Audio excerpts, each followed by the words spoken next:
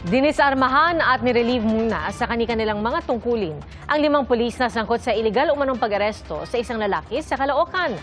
3 po sa kanila kasong kriminal ang kakaharapin. Saksi, si Nico Wahe. Arbitrary detention dahil sa illegal detention, incriminatory machination dahil sa pag-file ng maling kaso, at perjury dahil sa untruthful statements o pagsisinungaling. 3 kasong kriminal ang isasampa ng Northern Police District laban sa 3 pulis Caloocan, kaugnay sa iligal na pag-aresto kay Jason De La Rosa.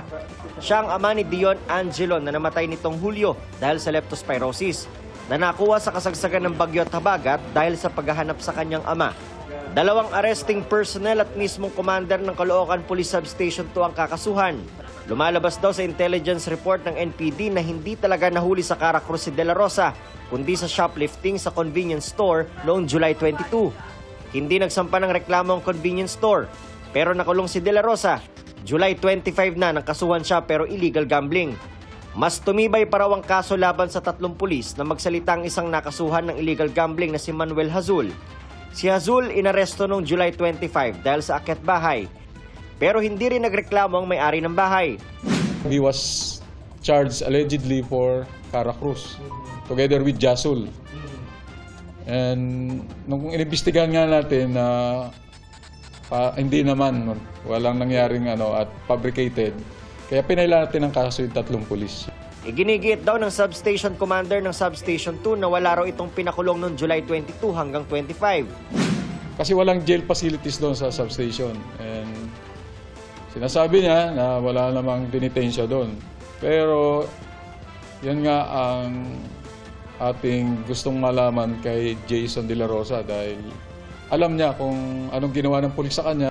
Hiling nila na makipagtulungan si De La Rosa sa kanila para mas lalo pang tumibay ang kaso laban sa 3 pulis. Kung ito ang sistema ng tinatawag na pansakto o kota sa accomplishments ng mga pulis, wala po tayong kota. Hindi ako nag-impose ng kota, ha.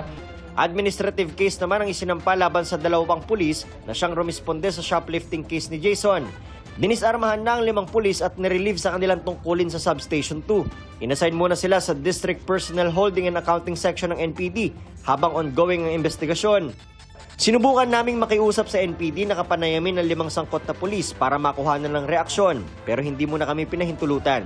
Pinuntahan din namin ang pamilya De La Rosa pero hindi na raw muna sila magsasalita. Para sa GMA Integrated News, ako si Nico Wahe, ang inyong saksi. Mga kapuso, maging una sa saksi. Mag-subscribe sa GMA Integrated News sa YouTube para sa iba't ibang balita.